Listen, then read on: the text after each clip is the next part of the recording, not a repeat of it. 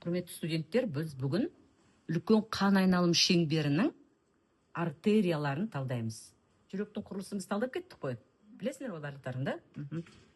Так, енді біз жалпы қан тамырларға анықтама беріп кететін болсақ, қандай қан тамырлар болып еді бізде?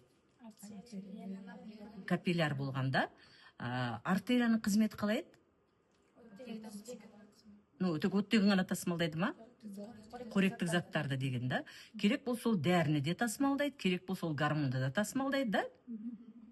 Так, значит, артерия мүшеге, жүректен қанды алып, мүшеге не істейді? Барады. А капилляр не істейді? Иә, ол өткізгіштік қызмет атқарады. Значит, әкелген жаңағы қоректік заттарымызды, оттектерімізді не істеуіміз керек? Клеткаға беруіміз керек қой, ұлпаға беруіміз керек қой, да? А вена тамыры не істейді? Ақырғы заттарын алып шығады, да? Сөйтіп ол қайда келеді, вена? Иә, оң жақ жүрек шүйеге келеді. Значит, үлкен қан айналым шеңбері сонда сол жақ қарыншадан басталып, немен басталып дедік? Жаңағы қолқамен басталып, бүкіл мүшелерге жаңағы оттегімен қоректік заттарды бердік тағы. Сөйтіп, үлкен қан айналым шеңберін аяқтаймыз. Жоғарғы қуыс венаменен и төменгі қуыс венаменен аяқтаймыз. Значит, олар бізге жүректің оң жағына веналық қанды алып келді. Так, біз бүгін тоқталамыз артерияға. Енді артерияға тоқталмас бұрын, артерия тамырының вена тамырына қарағанда қандай айырмашылығы болып еді? Өте дұрыс айтасыңдар. Мына жерге қарайтын болсаңдар, мына жерде артерия мен венаны салыстырып қойдық. Сонда артерия тамырының қабырғасындағы бұлшықет венаға қарағанда қандай болып тұр? Қалың болып тұр. Артерия тамыры еш уақытта спадать етпейді. Мысалы, сендер малдың етін, пісірген етті жеп отырғанда, кей кезде де көріп қаласыңдар ақ түтіктерді, да? Сол ақ түтіктер это артериялар. Даже вот етті пісірген күннің өзінде де малдың артериялары не істеп тұрады екен? Аңқиып тұрады, вот такой ашық ол. Ішінде қан болмаса да ашық тұр. Значит, адамда да тура сондай. Артерия не спадает. А вена тамырын таппайсыңдар, мысалы. Мына жерден де көріп тұрсыңдар, қалың екенін, да? Және артерия тамырының қабырғасында серпімді қабат болады. Значит, артерияға нагрузка түскен уақытта, потому что артерияға көп қысым түседі, да? Қалыпты жағдайда қанша қысым түсуші артерияға? Систолический қысымымыз қанша артерияға түсетін? Сынап бағанасымен айтатын болсақ, 110-120 миллиметр ртутного столба деп айтамыз, да? А венаға түсетін ең көп болғанда, 30 миллиметр ртутного столба. Поэтому қысым, енді, когда гипертонический ауру болған уақытта, қан қысымы жоғарылайтын аурулар бар ғой, да? Сол кезде біз тамырымыз істеу керек, созылып барып, қайттан қалпына келетіндей жағдайда болу керек. А егер ондай созылмалы, серпімді қабат болмаса, тамырдың жарылып кетуі де мүмкін. Но қысым көп түскенде жарылып кететінде жағдай бар. Мысалы, миға қан кетіпті деген естіп атасыңдар, да? Инсульт. Мидың тамыры жарылып кететін жағдай болады, да?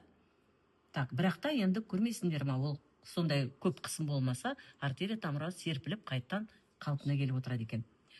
Және артерия тамырын жаңа айттық, біз мүшеден шығып, жүректен шығып, жүректің қай жағынан дедік жаңа? Сол жақ қарыншасынан шығып, каждый мүшелерге дейін келеді екен, да? Мүшелерге келгеннен кейін ең ұсақ артериолды біз қандай, ең ұсақ тамыр не деп айтамыз? Артериол деп айтамыз. Мына жерге қарасаңдар, вот она артериол, прекапилляр, капилляр, потом посткапилляр, венула, венамен кеттік. Енді венаға қарайтын болсаңдар, венаның ішінде қақпақтар болады, мына жерге қарап отырсыңдар, да? Ол қанды керек етпес үшін. Әрине, вена тамырын, бақайларыңнан, саусақтарыңнан, мияларыңнан, бәрінен қанды әкелу керек қой. Әсіресе аяқ жақтан әкелетін тамырларда мынандай клапандар көп. Олар не істейді? Қанды өткізіп жеріп, жабылып қалып отырады, да? Қанның әр қарай ағып кетуіне қолайлы жағдай тудырады. Әрине, қанның бақайларыңнан жүректеріңе келу, ол тек қана клапанға ғана қатысты емес, ол қабырғасындағы бұлшықетке де қатысты. Ол ең бастысы маңайындағы бұлшықеттерге қатысты. Мысалы, қаңқа бұлшықеттері, көлденең жолақты бұлшықеттер, да, біздің сенен бұлшықеттерді өттік қой. Мысалы, сол бұлшықеттер біз қимылдаған уақытта тамырларды не істеп отырады? Қысып, қоса қимылдатып отырады. Значит, қан айналым жақсы болу үшін біз қандай жағдайда қандай айналым жақсы болады деп ойлайсыңдар? Отырғанда ма, жүргенде ма? Жүргенде. Біз не деп айтамыз? Физзарядка деп айтамыз да, жаттығу жасаңдар, қимылдаңдар деп айтамыз, чтобы қан іркіліп, застой болып қалмас үшін. Сондықтан ең бастысы біздің шамамыз келеді. Мына клапандардың ашып жабылуына, немесе тамырдың қабырғасындағы бұлшықеттердің жиырылып босаңсуына біздің шамамыз келмейді ғой. Өйткені олар біздің еркімізге бағынбайды. Ал қаңқа бұлшықеттерін біз бағындыра аламыз, біз қимылдаймыз. Поэтому не істеуіміз керек? Қимылдауымыз керек. Мысалы, сендер 4 сағат практикада отырасыңдар, да? Мен сендер 4 сағат отырғызып қоям ба? Біз есейміз, тақтаға шығамыз, отырамыз, тұрамыз, қимылдаймыз.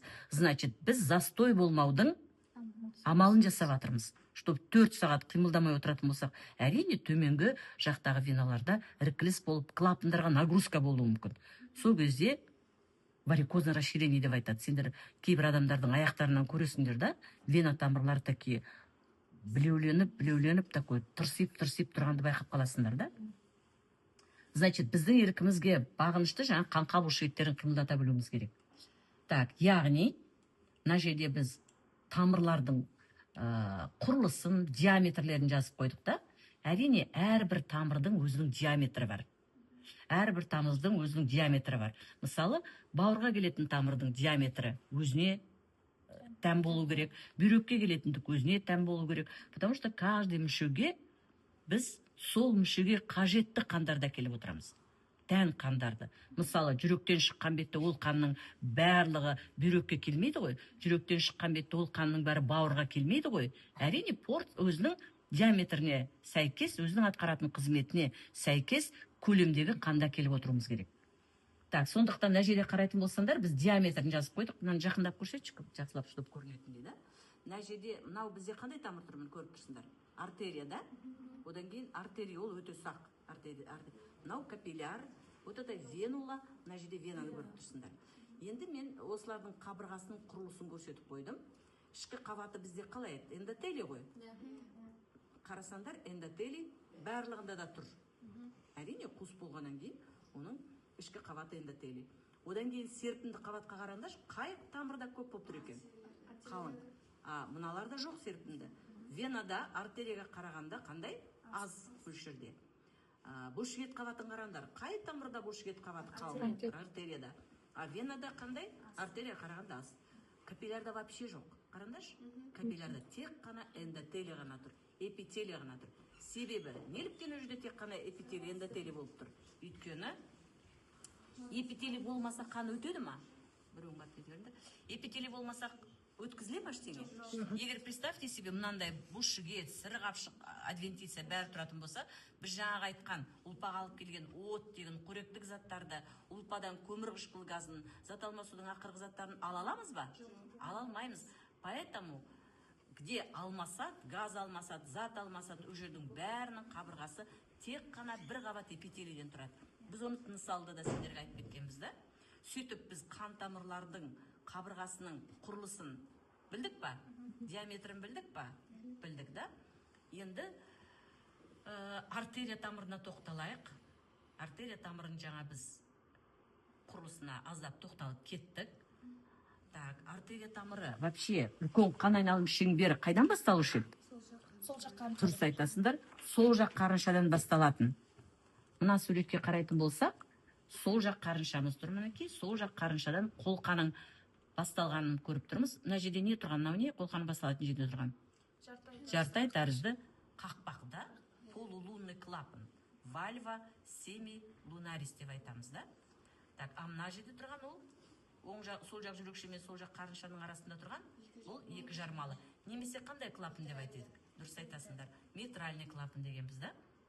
Яғни үлкен қан айналым шеңбері, артериясы, это сам ең ірі тамыр, это қолқа. Қолқа басталады екен сол жақ қарыншадан. Қарап отырсаңдар, өкпе сабауының арт жағымен өтті. Жоғарға бағытталған қолқа, қолқа доғасы, төменге бағытталған қолқа болып, қолқа қай жерге дейін келуші еді сөйтіп? 4-ші, 5-ші бел омыртқасының, дұрыс айтасыңдар, бел омыртқасының тұсына дейін келеді. Мына жерден біз қарайтын болсақ, қазір қолқаның қай жерге келіп тұрғанын көруге болады. Так, мынаураға қарайтын болсақ, вот ана қолқа, төменге бағытталған қолқамыз тура омыртқа бағанасының алдыңғы сол жағы мен жоғарыға қарай, төменге қарай бағытталып, мынау не бізде? Көгет. Көгеттен өтіп, арнайы тесік бар, көгетте қолқа өтетін. Қай жерге келдік? Жаңағы айтқан 4-5 бел омыртқасының тұсына келдік. Осы жерге келгенде қолқа қандай екі артерияға бөлініп кетеді? Оң жақ, сол жақ, жалпы мықын артерияларына. Қолқаның осы екі артерияға бөлінген жерін біз не деп айтып едік мынау? Дұрыс айтасыңдар, бифуркация. Помните, біз кеңірдекті айтқанда да қолқаға бөлінетін жерін бифуркация деп айтып кеткенбіз. Екіге тарамдалып тұр да. Енді әрі қарай қолқаның жаңа бөлімдері мына жерде егер сызып отырып көрсететін болса, біз сызғанда сендерге жақсы түсінесіңдер ме, балалар айтыңдаршы? Сызып отырған сендерге түсінікті болады деп ойлаймын да. Енді мен круг қылып сызамын, всегда өздерің білесіңдер да. Так, яғни мынау бізде не болушы еді? Жүрекшелер ғой да? Мына жерде не болушы еді? Мына жерде 2 жарымлық қақпақ. Енді бізге керегі тек қана қолқа болғандықтан, имеется в виду үлкен қан шеңбері артериясы болғандықтан, тек қана біз сол артерияның қайдан басталатынынан бастап жатырмыз. Мен мына жерге нені сызып қойдым? Қолқаның қақпағында, жарты айтарыз, дұрыс айтасыңдар. Енді мына суретті салған уақытта сендер өте внимательно қарап отырыңдар. Қолқа сол жақ қарыншадан басталып, ол қайда қарай бағытталды? Оңға ма, солға ма? Дұрыс айтасыңдар, жоғары, қай жаққа қарай? Оң жаққа қарай. Өйткені ол қағидалардың бәрін біз білуіміз керек. Значит, біз оңға қарай, жоғарға қарай бағытталдықтағы, әрі қарай бұл жоғарға бағытталған қолқа болып тұр. Мынау ара бізде төстің оң жақ қыры, оны білесіңдер, төстің оң жақ қыры, екінші қабырға аралық қой мына жер.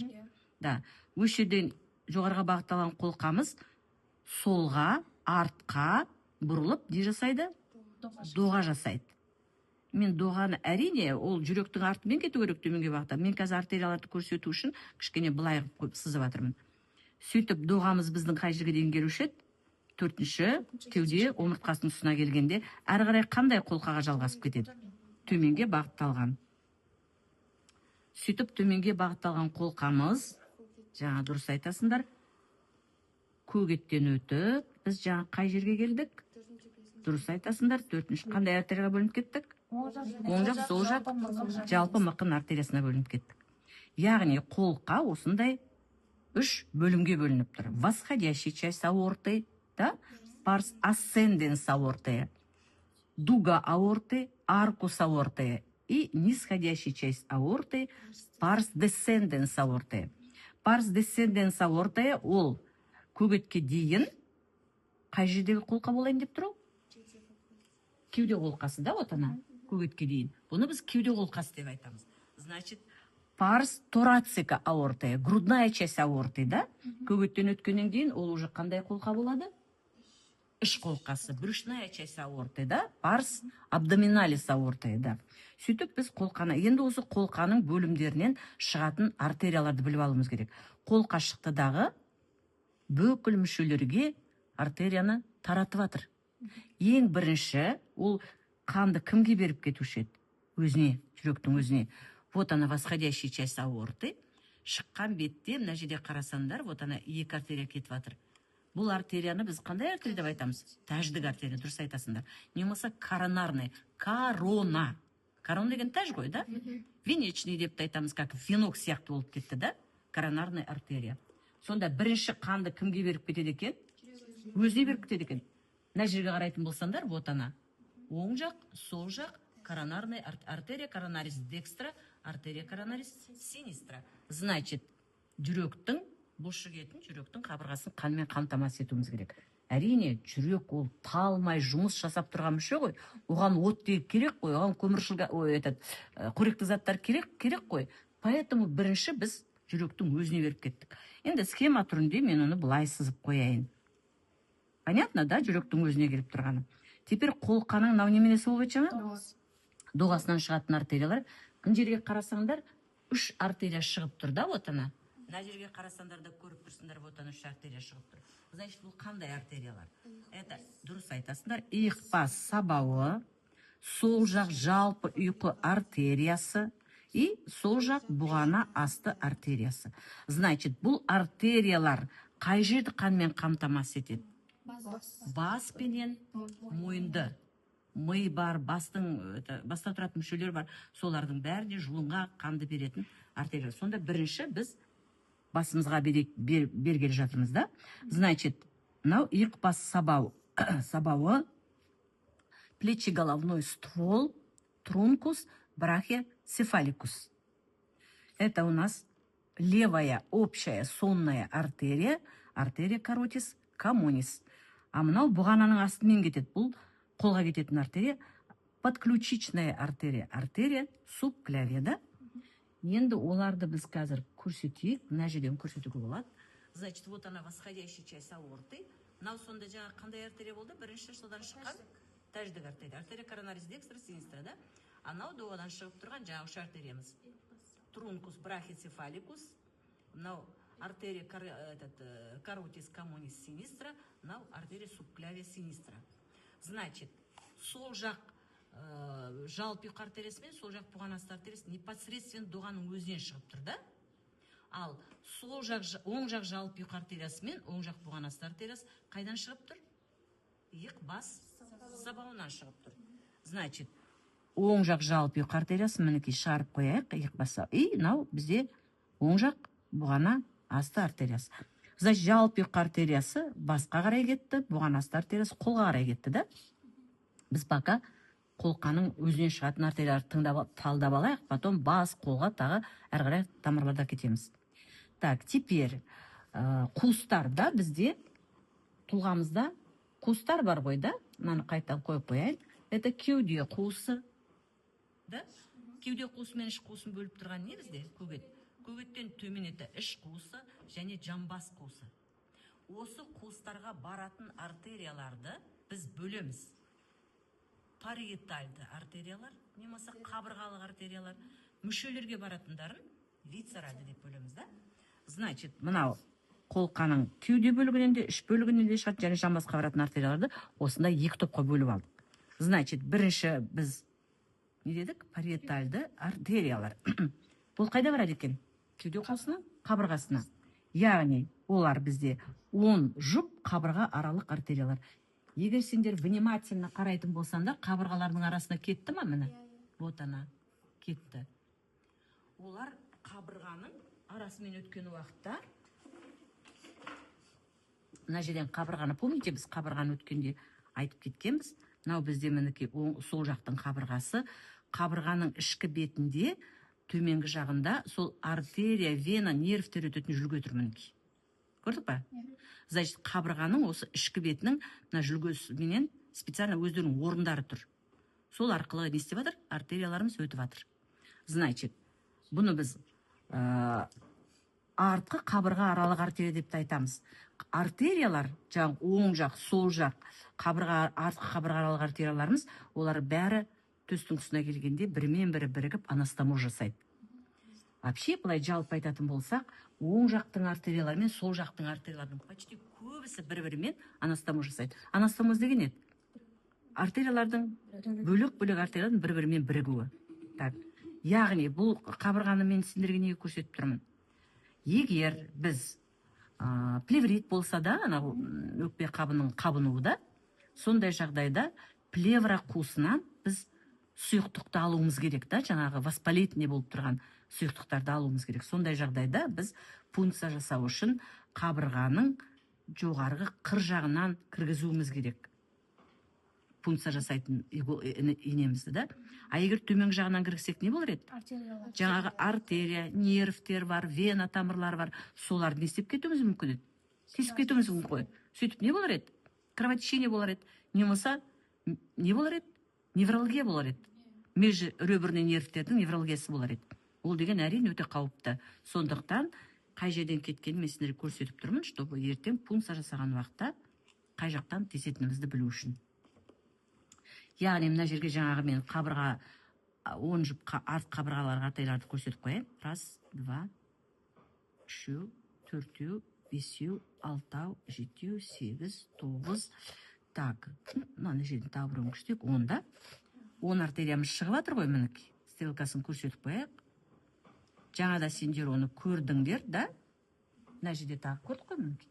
Қабырғалардың арасымен кетіп жатыр. Сөйтіп біз кеуде қуысының артқы жағына, бүйір жағына, алдыңғы жағына қанды бердік па? Бердік. Енді кеуде қуысының қай жағы бар бізде? Төменгі жағы бар ғой, да? Іштеген болмайды ғой.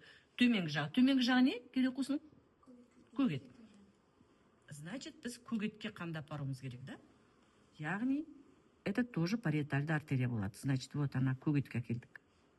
Түсінікті ма? Так, егер бірдеме түсінбей қалсаңдар, сұрап алып отырыңдар. Көгетті мен жақсылап сызып қояйын. Так, сөйтіп біз париетальды артерияларды бітірдік па? Яғни, ол бізде 10 жұп артқы қабырға аралық артериялар болды. Екіншісі не болды бізде? Оң жақ, сол жақ, 2 жұп жоғарғы көгет артериялары болды. Сөйтіп біз париетальдысын бітірдік. Енді қайсысы кетеді бізде? Висцеральды артериялар. Значит, кеуде қуысындағы мүшелерге баратын артериялар. Олар, енді мен былай көрсете салайын. Значит, ол бронх артериясы, ол перикард артериясы. Что такое перикард деген еді? Жүректің қабы, да? Одан кейін өңеш артериясы. Өйткені өңеш өтіп бара жатыр ғой кеуде қуысынан, да? Чтобы көгеттен өтіп потом асқазанға бару керек. И бронх көкірек аралық артериясы. Вот этот бронх артериясы, помните, өкпенің қақпасынан біз өкпе артериясы кіреді дегенбіз. Еще бронх артериясы кіреді дегенбіз, да? Өкпе артериясы ол кіші қан айналымдық, ол веналық қанда бара жатыр. Ол өкпеге тек қана газ алмасу үшін ғана барады. Ал өкпенің өзін қанмен қамтамасыз ету үшін, оттегі қоректік заттармен қамтамасыз ететін артерия, это қай артерия екен? Бронх артериясы. Ол да жаңағы өкпенің қақпасынан кіріп, бронхтар қалай тарамдалса, бұлар да артериялар да веналар да тура солай тарамдалады. Енді перикардты түсіндіңдер, өкпенің қапшығына, өңеш артериясын түсіндіңдер, ол өңешке барады, өңештің кеуделік бөлігіне. И бронх көкірек аралық артерия деген қайда барады екен? Значит, көкірек аралықтағы тұрған мүшелерге, жүректен басқасының бәріне барады. Неге жүрекке бармайды? Потому что жүрекке біз жаңа арнайы әкеліп қойдық қой тамыр, да? Значит, көкірек аралықта жүректен басқа не бар? Лимфа тамырлары бар, лимфа түйіндері бар, айырша без бар. Соларға баратын артериялар қай артерия арқылы барады екен? Бронх көкірек аралық артерия. Значит, мына жерге біз бронх артериясы дедік, да? Екінші біз перикард артериясы дедік. Үшінші біз өңеш артериясы дедік. И төртінші бронх көкірек аралық артерия дедік. Сөйтіп біз кеуде қолқасынан шығатын артерияларды бітірдік. Тағы да бір ескеретін жағдай, жаңа бронх көкірек аралық артериясы, мына қолқаның өзіне де тамыр барады. Тамырдың тамыры деп айтамыз. Ойлап қалмаңдар, тамыр ішіндегі ағып атқан қанмен қоректенеді екен деп. Нет. Мынаның өзін жаңа қабырғасын көрдіңдер ғой, қандай бұлшықеттері бәрі қалың болды. Значит, вазовазариум, тамырдың тамыры. Значит, жаңа бронх көкірек аралық артериядан мына тамырлардың өзінің де қабырғасына баратын артериялар шығады екен. Түсінікті ғой? Түсінікті. Енді біз қай қолқаға келеміз? Иә, дұрыс айтасыңдар.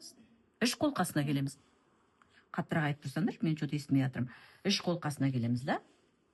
Парс абдоминалис аортаға келеміз, да? Мына жерге қарасаңдар, вот она у нас іш қолқасы. Значит, іш қолқасынан шығатын артерияларды тоже қандайға бөлеміз? Жаңағындай париетальды, висцеральды деп бөлеміз. Так, париетальды артериялар. Енді біз қазір іш қолқасын қойып қояйық. Қазір басқа бәріне барамыз. Енді мына жерден қарайтын болсақ тоже көрсетуге болады. Так, давайте мен лучше қазір мына жақтан іш қолқасының өзін қойып қояйын. Так, знаете, қазір. Так. Вот она. Внимательно тыңдаймыз, да? Вот еще рет тыңдамай тұрғандардан мен, потом сұрайым, вот именно тыңдамай тұрғандардан. Так, мынау тұрған бізде не болды? Көгет, да?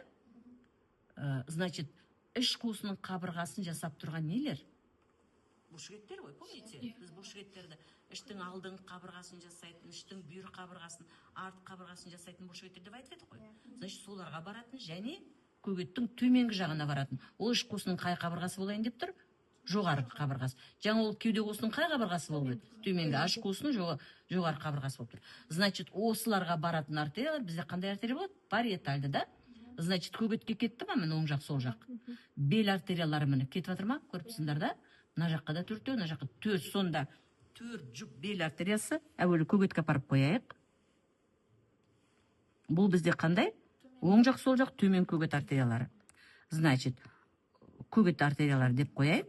Көгет артериялары. Көгет немесе диафрагма. Дұрыс айтасың, төменгі көгет артериялары. И төрт жұп бел артериялары, да?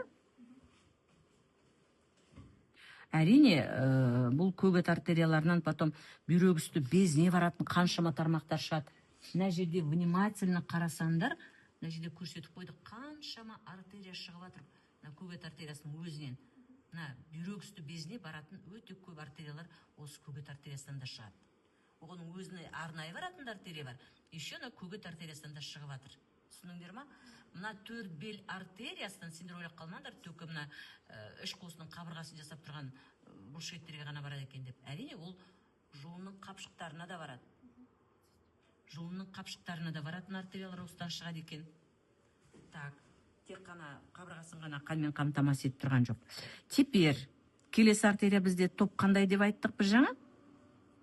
Висцеральды артериялар. Енді қараңдар, висцеральды артерияларды біз бөлеміз. Қандайға бөлеміз біз? Іш қуысындағы мүшелер бізде қандай? Жұп мүшелері бар да? И тақ мүшелері бар. Значит, висцеральды артерияларды біз тақ жұп деп бөлейік деп тұрмыз.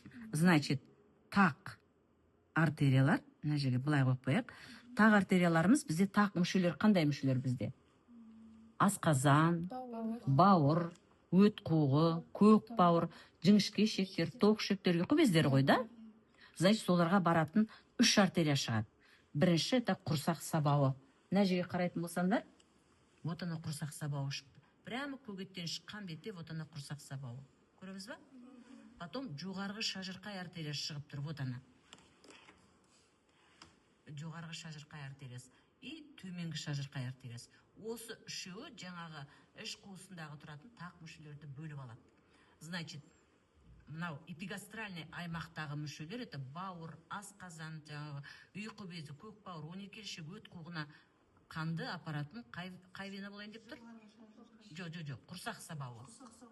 Құрсақ. Чревный ствол, трункус силиакус деп айтамыз. Оның өзінен үш артерия шығады. Көк бауырға баратын, көк бауыр артериясы. Не только көк бауыр, қазір жолдан асқазанға да бәрінде барады. Потом жалпы бауыр артериясы и сол жақ асқазан артериясы деген. Қайдан шығады екен осы үшеуі? Құрсақ сабауынан. Давайте біз қазір жерін шығарайық. Вот ана құрсақ сабауы, трункус силиакус.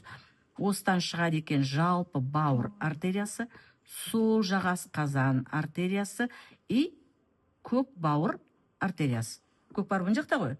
Поэтому мен әрқайсысын бағыттап қойдым. Қай мүшелерге барады екен?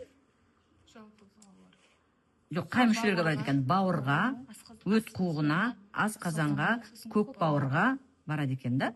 И және 12 ішек пен ұйқы безіне. Так, значит, қазір сызып алайық. Одан кейін бізде қандай артерия шығайын деп тұр? Жоғарғы шажырқай артериясы. Жоғарғы шажырқай артериясы ол, давайте біз қазір мына жерден қарайық. Мына жерге келе қойшы, мына жерге. Мында қарап, мына жерден көрсетіп кетейік, потом сызамыз біз, да? Мына жерде қарасаңдар, іш қуысының мүшелерін көрсетіп тұрмыз ғой, да? Іш қуысының мүшелерін. Жаңа айтқан құрсақ сабауынан шығатын артериялар қайда барады екен? Бауырға, асқазанға, көк бауырға, ұйқы безіне, 12 ішекке и өт қуығына барады екен. Қандай үш артерия шықты одан? Құрсақ сабауынан? Сол жақ асқазан, дұрыс айтасыз, жалпы бауыр и көк бауыр артериясы.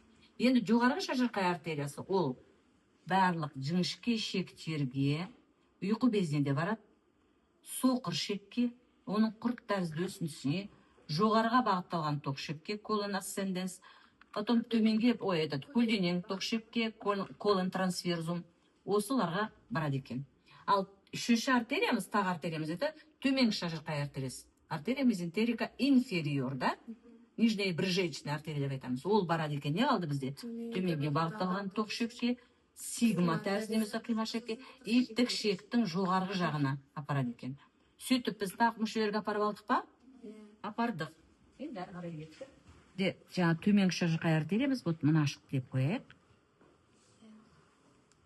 Значит, тақ артериялар бізде құрсақ сабауы, оның өзінен шықты 3 артерияда, жалпы бауыр артериясы, сол жақ асқазан артериясы и көк бауыр артериясы.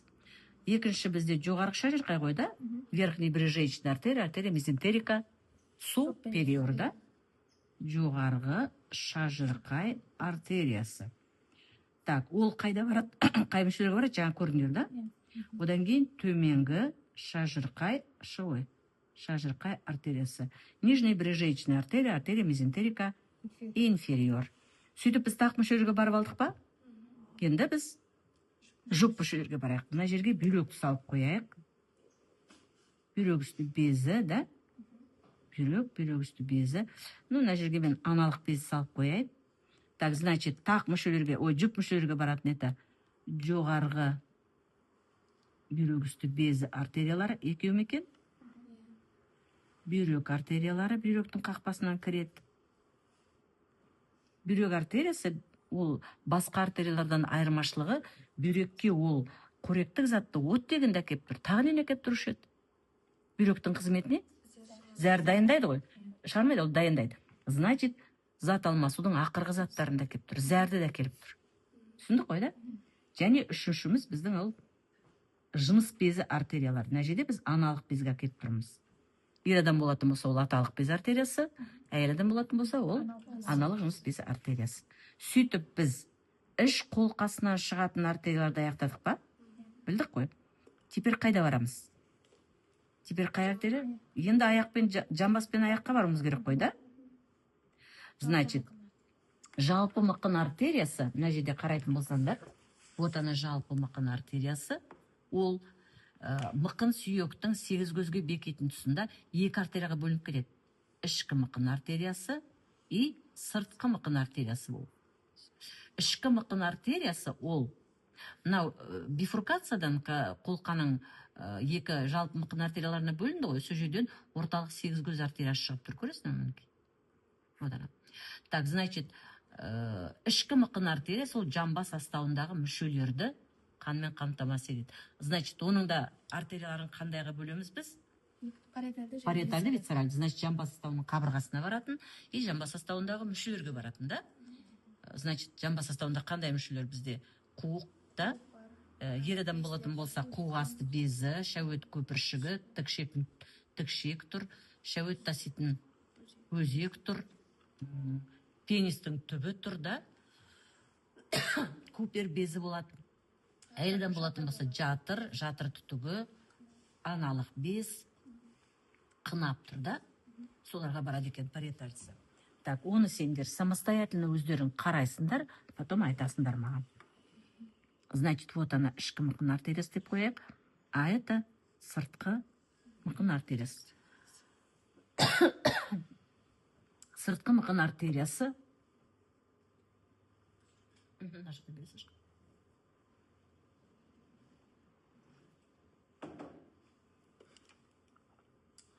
сыртқы мықын артериясы ол жамбас астауының ішінде ешқандай тармақ бермейді. Ол паховый связкадан шығады дағы, паховый шат байламынан шығады дағы, әрі қарай қай артерияға ауысып кетеді? Сан. Ең крупный, ең длинный, ең ұзын артериямызда. Мен пакенді қысқағып атырмын, чтобы мына жерге сиятындай бәрі. Так, сыртқы мықын артериясынан төменгі іштің алдыңғы жағымен өтетін төменгі құрсақ артериясы өтеді. Жоғарыға қарай, былай қарай. Бүйтіп қояйын да. Сыртқы жыныс мүшелерін қанмен қамтамасыз ететін артериялар шығады. Потом сан артериясы кетті. Сан артериясы ол санды, ол жерде не бар? Терісі бар, бұлшықеті бар да, қанмен қамтамасыз етеді. Одан кейін тура тізе тобығының тұсына келген уақытта тақым артериясын бөліп шығарады. Тақым артериясы бөліп кетеді одан. Қазір мына жерде мен оны көрсетіп кетейін. мына жерге қарайтын болсаңдар, вот ана сан артериясы келе жатыр. Сан артериясы. Мынау тізенің астыңғы жағы тақым дейміз, артерия поплитея, вот ана тақым артериясы. Енді тақым артериясынан екі артерия шығады. Медиальды кететін ол артқы үлкен жілік артериясы, артерия тибиалис постериор. Латеральды кететіні алдыңғы үлкен жілік артериясы, значит, артерия тибиалис антериор. Артерия тибиалис постериор, артерия тибиалис антериор. Так, соны сызып қояйық мына жерге. Сонымен мынау қандай артерия болды? Тақым да? Тақым артериясынан өте сондай мына жерде такой артериальный сет пайда болады, тор прям. Өйткені ең жиі қимылға түсіп тұратын жер ғой ол буын, да? Значит, ол жердің бәрін біз өте жақсы қанмен қамтамасыз етуіміз керек. Ол жердегі сустав, тізе буыны дейміз, да? Ол жерде буын сұйықтықтары бар. Соның бәрімен қамтамасыз ету үшін ол жердегі артерия тамыр өте прям шоғырланып өте көп келіп тұр, да? Одан кейін жаңа айттым, артерия тибиалис постериор, который медиальды кетеді дедім, да? И артерия тибиалис антериор, артқы үлкен жілік артериясы, алдыңғы үлкен жілік артериясы, артқы үлкен жілік артериясы. Теперь мына жерде қарайтын болсақ, давайте біз мына жерден көрсетейік.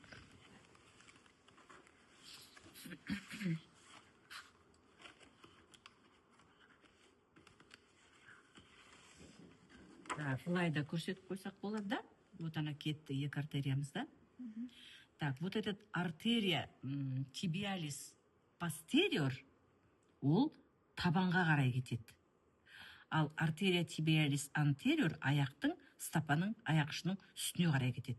Сөйтеді да, ол аяқтың ұшының үстінде медиальды, латеральды аяқ стопа артерияларын жасайды да, олардан доға жасалынып, башпайларға кетеді. Мынау үлкен саусақ жақ, это білесіңдер, медиальды, да? Аяқта, қолда үлкен саусақ, это латеральды тұр. Кіші саусақ ол медиальды орналасып тұр, да? А мында үлкен саусақ медиальды. Енді мына жерден көрсететін болса, так, мынау бізде қай жақ деп ойлайсыңдар? Табан ғой, да? Значит, мына келген артерия бізде қандай артерия болады? Жаңа табанға баратын қайсы деп едім? Артерия тибиалис постериор. Көреміз ғой мына артерия тибиалис постериор. Сөйтіп ол мынау қандай болды? Табанның латеральды артериясы, мынау табанның медиальс. Доға жасады ма? Доғадан саусақтарға артерия кетті ма? Табанның сүйектермен саусақтарға, да? Значит, мынау бізде аяқтың табанға кетті, табанның медиальды, табанның латеральды, доға, и доғадан башпайларға кетті, да?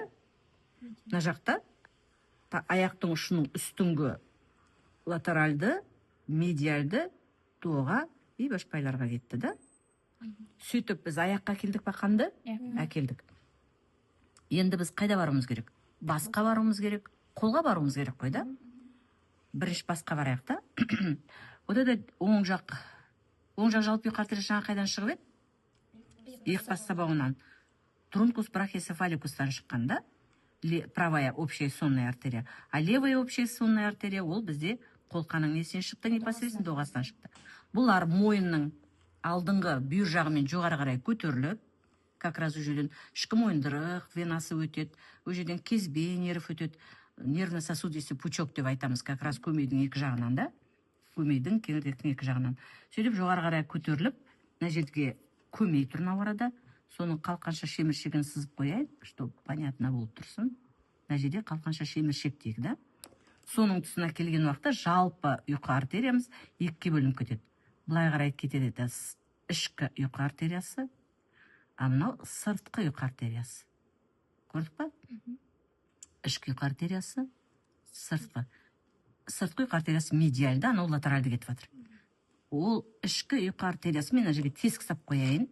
Ұйқы каналы арқылы ми сауытының ішіне кіреді. Мен жерде қарайтын болсақ, ми сауытының основаниясы сырт жағын көресіз, мына жерде ұйқы каналы тұрып отыр. Осы ұйқы каналы арқылы ол қайда кіреді? Ми сауытының ішіне кіреді, да?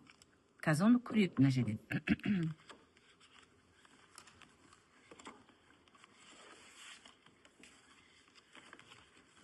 Яғни біз қайда келдік? Вот она, мына келдік. Ішкі ұйқы артериясы. Көрдік па? Ішкі ұйқы артериясының тармақтары, ол ми сауытына кірген бетте ол көз артериясын береді. Мына жерге қарасаңдар, вот ана көз артериясы. Жоғарғы көз саңылауы арқылы көз артериясы көзге шығады мінекей. Түсіндік па? Понятно, да? Так, одан кейін алдыңғы ми артериясы. Мидың алдыңғы бөлігіне қан беріп жатыр да. Мынау ең крупный тармағы артқы ми артериясы. Мына жерде кесіп өтетін артериялар бар, байқасаңдар. Мидың ішкі жағына қарай өту керек қой артериялар. Мына жерде артқы қосатын артерия тұр. Мына жерде алдыңғы ми артерияларын оң жақ сол жақ тоже алдыңғы қосатын артерия тұр да. Артқы қосатын артерия ол қазір омыртқа артериясымен анастомоз жасайды. Мынау омыртқа артериясы. А омыртқа артериясы қайдан шығады? Оған қазір тоқталамыз, хорошо? Так, значит, ішкі ұйқы артериясынан бірінші көз артериясы шықты деп қояйық. Потом алдыңғы ми артериясы, ортаңғы ми артериясы и артқы қосатын артерия. Схема түрінде мен осылай көрсеттім. Мына жерде көріңдер да. Сөйтіп, ішкі ұйқы артериясы мидың алдыңғы бөлігіменен нені қамтамасыз етеді екен? Көзді. Түсінікті? Көзіміз сыртта тұр ғой да, орбитада тұр да, мына жерде. Бірақ оған қайдан шығып тұр? Ішкі ұйқы артериясынан шығып тұр. Теперь сыртқы ұйқы артериясы, ол өзінің тармақтарын. Так, сыртқы ұйқы артериясының тармақтары, олар бірінші, мына жерге керек енді мына суретке. Оның бірінші тармағы, қалқаншаш шеміршек қой жаңа тұрған. Жоғарғы қалқанша артериясы. Көрдік па мұны? Мына жақтан қазір бұған асты артериясынан төменгі қалқанша артериясы келеді. Сөйтіп жоғарғы қалқанша артериясы менен төменгі қалқанша артериясы, который бұған асты артериясынан шығады. Екеуі не істеді? Анастомоз жасады, да? Так, теперь мынау тіл артериясы. Мынау бет артериясы міне кетіп барады. Көрдік па тармақтарын? Мына жақта желкі артериясы кетті міне. Мынау артқы құлақ артериясы. Құлақты көріпсіздер ғой бұдан артына кетті. Мына жерде жоғарғы жақ артериясы шығады былайынан, а мынау беткей самай артериясы. Сөйтіп біз мойынға, мынау қалқанша артериясымен да, жоғарғы қалқанша артериясымен мүшесіне, бүкіл көзден басқа мүшелердің барлығына, терісіне, так, бұлшық еттеріне, ымдау, шайнау бұлшық еттері бар да, тісіміз, тіліміз, жаңағы ортаңғы сыртқы құлақтарымыз, диосналарымыз, общем, бір сөзбен айтсақ, соның бәріне не істедік? Көзден басқаның бәріне қанды бердік. Енді қараңдар мынау арада бет артериясы, который сыртқы ұйқы артериясынан шығатын, бет артериясы, жаңа ішкі ұйқы артериясынан шығатын көз артериясымен тоже анастомоз жасап тұр мынау арада. Поэтому осы анастомоздарды ескеруіміз керек. Өйткені беттегі, вообще бастағы беттегі кейбір іріңді қабыну процестері миға кетіп қалуы мүмкін. Қазір еще көз венасы бар, который миға баратында, көз венасы мен мына жақтағы бет венасының тармақтары да анастомоз жасауы мүмкін. Оған қазір венаны айтқанда келеміз. Сонда қаншама анастомоздар естіп жатсыңдар да? Енді беттің сыртқы ұйқы артериясының оң жақ, сол жақ сыртқы ұйқы артерияларының тармақтары бірмен бір анастомоз жасайды. Бастың бетке келген уақытта. Так, это что такое? Так, соныменен сыртқы ұйқы артериясының тармақтары бірінші жаңа төменгі шашырқай дедім да? Ой, төменгі қалқанша дедім артерия. Жоғарғы қалқанша артериясы дедім да, шатысып отырмын. Қайта-қайта мешаете балалар сендер. Так, мына жерде тіл артериясы кетті, тілге қарай да. Потом бет артериясы кетті. Потом желке артериясы шықты. Артқы құлақ артериясы. Мынау өзі беткей самай артериясы, мына жерден жоғарғы жақ артериясы шығып тұр. Беткей самай артериясы міне қарасаңдар тарамдалып кетті да. Енді осы жерде біз қай артериядан тамырдың соғуын табатынымызды білуіміз керек. Вот біз жалпы ұйқы артериясынан таба аламыз, да? Значит, біз артерияның бәрі соғып тұр, да? Бірақ та біз қай артериялардан таба алушы едік? Сүйекке қысатын артериялардан табамыз. Значит, жалпы ұйқы артериясын біз, помните, 6-шы мойын омыртқасында не болып еді? Ұйқы томпағы болып еді ғой. Сол ұйқы томпаққа қысамыздағы артерияның соғып тұрғанын табамыз. Әсіресе бұны қай уақытта бізге бұл артерияның соғуын табу қажет болады? мысалы далада есі түсіп жатқан адамдар өлі ма тірі ма, есі бар ма жоқ па білу үшін біз әрине кәржілік артериясы емес, біз жалпы артериясынан іздеуіміз керек тамырдың соғуын. Кәржілік артериясынан біз қазір таба аламыз бірімізден біріміз өзімізден, да? Бірақ та, когда асып сасып жаңағы такой процесс болып жатқан уақытта, сені өзіңнің саусағыңның тамырларының соққанын сезіп, сен ойлап қалуың мүмкін, кәржілік артериясы соғып тұр екен деп. Поэтому ал жалпы артериясын көрсеңдер, это крупная артерия, оның соғысы енді ол саусаққа қарағанда қаттырақ ұрып тұрады қолыңда, да? Так, теперь келесі артерияның несін, тамырдың соғуын біз бет артериясынан көреміз. Мына жерде көріпсіңдер төменгі жақ сүйекті, да? Біз төменгі жақ сүйекке не істедік? Қыса салдық. Өздеріңнен де оны қазір табасыңдар. Теперь біз мынау самай сүйекке, мына жердегі самайдағы сүйектерге қысу арқылы, мынау көздің жоғарғы қабақтан былай самай жаққа қарай қолымыз жүргізсек, өшуден біз самай артериясының соғуын табамыз. Сөйтіп, қандай артериялардан тамырдың соғуын табады екенбіз? Сүйекке қысатын артериялардан. Өйткені көрдіңдер ғой, сүйекке қысып тұрмыз ғой бәрінде, да? Так, сонымен жалпы артериясының біз тармақтарын білдік, қайда барғанын білдік қой. Значит, ол мидың алдыңғы жағыменен көзді қанмен қамтамасыз етті, және бас пен мойындағы мүшелерді қанмен қамтамасыз етті. Терісін бұлшық етін деген сияқты. Так, теперь бұған асты артериясына келейік. Бұған асты артериясының ең бірінші тармағы қараңдаршы мінекей. Это омыртқа артериясы. Помните, біз мойын омыртқаларын өткенде, мойын омыртқаларының көлденең өсіктерінде омыртқа артериясы өтетін тесік болып еді ғой, арнайы тесік. Сол омыртқаның көлденең өсуіндегі тесіктер арқылы бұтан омыртқа артериясы кетіп жатыр. Омыртқа артериясы потом үлкен шүйде тесіктен кіріп, ми сауытына кіріп, әрі қарай ол қайда кетті? Миға кетті ғой, да? Қазір көрейік оны.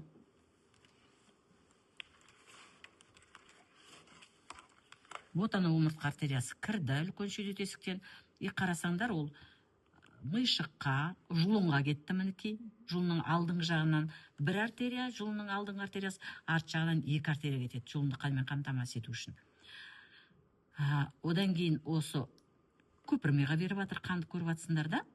Омыртқа артерияларына ми көпірінің тұсына келген уақытта екеуі бірігіп бізге базилярный артерия жасайды. Артерия базилярис. Немаса біз айтамыз негізгі артерия деп. Сол негізгі артериядан шығып жатқанды көрдіңдер, да? Енді негізгі артерияның өзінің крупный тармағы это артқы ми артериясы. Как будто екі мүйіз сияқты шығып кетті, да? Мына жерде тесіп өтетін артериялар тұр. Көрдік па, міне? Олар мидың ана терең жағына қарай кету керек. Және осы жерден еще лабиринт артериясы шығады. Лабиринт ол қайда барады? Құлаққа. Қай құлаққа? Ішкі құлаққа. Помните, ішкі құлақтың біз схемасын несін көрсеткен уақытта ол лабиринт сияқты болып тұрады ғой. 3 жарты шеңбері болған, кіреберісі болған, ұлуы болған. Значит, ол ішкі құлақты қанмен қамтамасыз етеді. Так, сонымен омыртқа артериясы, жаңағы ішкі омыртқа артериясының тармақтар, қараңдаршы, мына жердегі ішкі артериясынан шығатын артқы қосатын артерия. Қай артериямен қосылды? Артқы артериямен, который базилярный артериядан шығып тұрған. Ол мына омыртқа артериясының тармақтары ғой. Мынау ішкі артериясының. Сөйтіп, миға келген уақытта ішкі артериясы мен омыртқа артериясы бірмен бір анастому жасады ма? Вилизев шеңбері деп айтамыз біз осыны. Мына жерде жаңағы алдыңғы қосатын артерия. Былай тұршы. Сөз жоқ просто, да? Так, значит, сөйтіп шеңбер жасалды ма? Әрине, это хорошо. Не дай бог, мына артериялардың біреуінде тромб тұрып қалған жағдай болса, мыналарда да, мына жақтан келетқан, мына жақта какой-то бір тамыр бекітіліп, тромбтар басқа да эмболия тұрып қалатын болса, мына жақтағы артериялардың, это хорошо. Да? Анастомоз болғаны. Сонда біз уже бірнеше анастомоздарды естіп жатырмыз, да? Так, ары қарай. Енді мына жерден жаңа омыртқа артериясын көрсетіп қояйын. Тесіктен өтіп бара жатыр ғой, вот ана. Екі жағынан да өтеді ол. Так, енді осы бұған асты артериясынан мойынды қанмен қамтамасыз ететін артериялар шығады. Мойынның бос жігетін, жаңа кеңірдекті, көмеге де барады, қалқаша шеміршекке де барады. Соларға баратын артериялар шығып жатыр. Мына жерде міне қабырға мойын сабауы, жаңағы айтқан төменгі қалқанша безі артериясы, көлденең мойын артериясы, мына жерде қабырға, мойын сабауы деген содан шығып жатқан артериялар.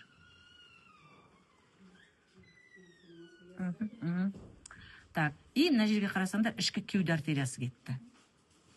Значит, вот она, ішкі кеуде артериясы кетті. Ішкі кеуде артериясы бағана мен мына жерде сыртқы мықын артериясынан, сыртқы мықын артериясынан алдыңғы құрсақ артериясы кетеді деп едім ғой. Сол екеуі бірмен бірі мына жерде анастомоз жасайды.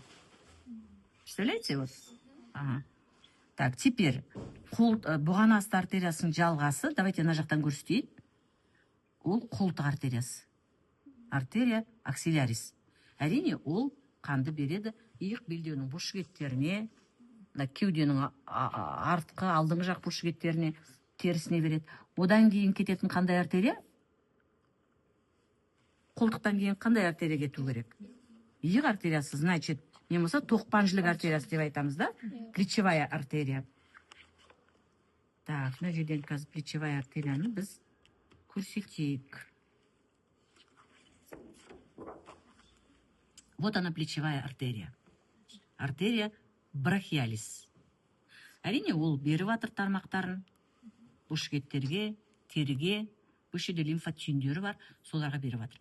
Енді қараңдар, қолдың, аяқтың артериялары, вообще қан тамырлары, нерв тамырлары, оларына бүгетін жақтан кетеді. Қолдардың бүгетін жағы қайсы деді? Алдыңғы жағы ғой. Қол дұрыс қой дегенде біз қалай қойшы едік? Осылай қоямыз. Мынау қолдың артқы жағы. Артқы жағымен емес, қай жақтан кетеді екен? Алдыңғы жағымен кетеді екен барлықтары. Значит, вот она алдыңғы жағынан келе жатыр. Теперь мына жерде шынтақ буынның шұңқырына келген уақытта ол қандай артерияға бөлініп кетуші еді? Білекте, предплечьеде қандай екі сүйек бар еді? Шкар жілік пенен шынтақ жілік. Шынтақ жілік болғанда локтевая кость и лучевая кость, да? Значит, екі сүйек тұр ма?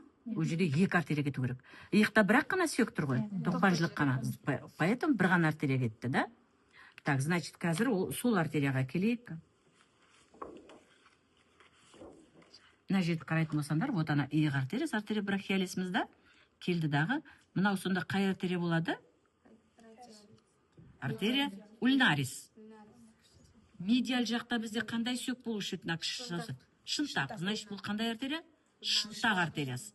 А мынау кәржілік. Артерия радиалис. Артерия ульнарис, артерия радиалис.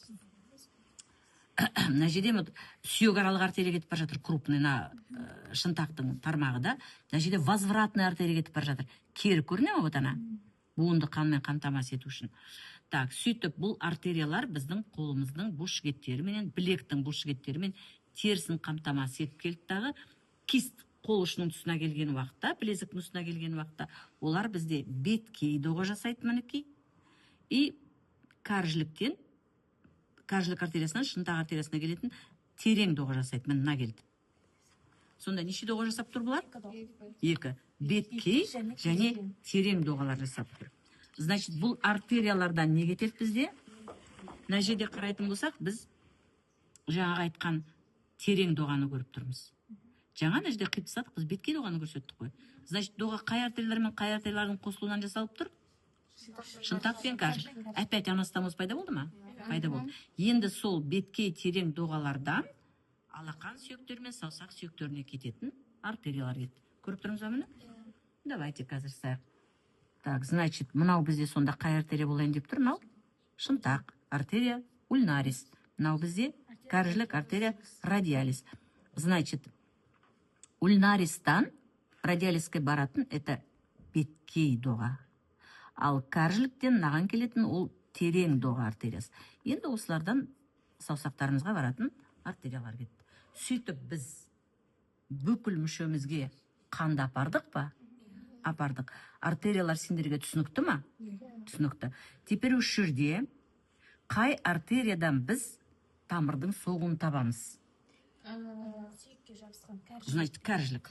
Кәржіліктің дисталь жағы жалпақ болған, помните? Значит, біз соның үстіне, кәржілік тұр ғой, көріп тұрсыңдар да? Соның үстіне қыса саламыз, сөйтіп кәржіліктен табамыз да, былайынан. А шынтақ артериясы да соғып тұр, бірақ одан таба алмаймыз, потому что шынтақ сүйегі ана такой тоненький, жіңішкелеу болып келген. Поэтому ол тайғанап бұлшықеттердің арасына кіріп кетеді да, біз тамырдың соғуын таба алмаймыз да. Так, сөйтіп біз енді мына жерде бір айтып кететін жағдай, біз көбінесе саусақтан анализге қан аламыз ғой, да? Сонда қай саусақтан аламыз, да? Да, сұқ саусақ деп айтамыз, да? Теперь смотрите, почему вот мына саусақтан алмаймыз біз, кіші саусақтан, да? Өйткені бұл жердегі вообще бұлшықеттердің сыртында қапшықтары бар ғой. Жеке бұлшықетті қапсайтын қапшық бар, бұлшықет тобын қаптап тұратын қапшық бар. Как раз вот кіші саусақтың бұлшықетінің қапшығы ол алақанға дейін кетеді. Яғни, не дай бог, әрине енді ондай болмайды ғой, одноразовыймен жасаймыз, бәрі стерильный, но кім біледі, да? Егер инфекция кетіп қалған жағдайда іріңді процесс мына жаққа қарай кетереді. Да? Ал мына саусақтардан алсақ, бұлардың өз бұлшықетін ғана қоршап тұратын такой фассалары бар, қапшықтары сыртында, жаңағы фассалар, да? Значит, ірің процесі болатын болса какой-то, да, онда ірің қайда, ешқайда кетпейді, біз өз жерден естіп алуымыз керек, тазалап аламыз, да? Бұнда біз десеміз, ескеруіміз керек. Сөйтіп, сендерге түсінікті болды ма, мына жерде? Не түсінбедіңдер, сұрақтарың бар ма? Сұрақ жоқ, да? Сөйтіп, біз үлкен қан айналым шеңберінің тамырлары менен әрбір мүшеге, әрбір мүшенің ұлпасына нені әкелдік? Ну, қан болғанда қанды бермейміз ғой, қан нені әкелді ол? Қоректік заттар менен оттегін әкелді. Потом енді жерден біз потом зат алмасудың метаболизмнің ақыр заттарын аламыз да, көмірқышқыл газын аламыз да, қандай қанға айналамыз?